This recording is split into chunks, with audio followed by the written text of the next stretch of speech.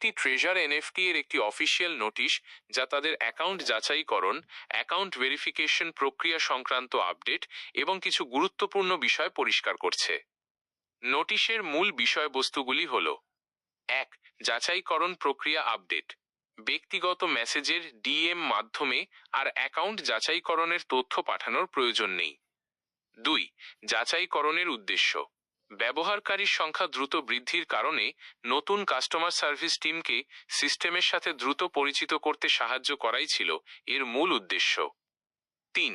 যাচাইকরণ না করার প্রভাব: যারা যাচাইকরণ সম্পূর্ণ করেননি তাদের আয়, টাকা উত্তোলন, উইথড্রওয়াল বা অ্যাকাউন্টের কোনো সুবিধার উপর কোনো প্রভাব পড়বে না। ৪.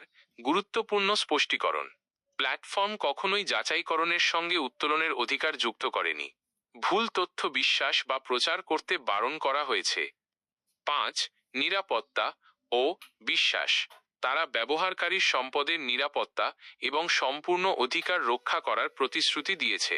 অপ্রয়োজনীয় আতঙ্ক এড়াতে শুধুমাত্র অফিসিয়াল ঘোষণা বিশ্বাস করতে এবং ভুয়া গুজবে বিভ্রান্ত না হতে অনুরোধ করা হয়েছে।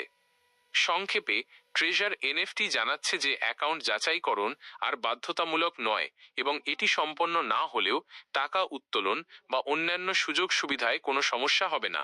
তারা ভুয়া খবর বা গুজব বিশ্বাস করতে বারণ করে শুধুমাত্র অফিসিয়াল তথ্যের উপর নির্ভর করতে বলেছে।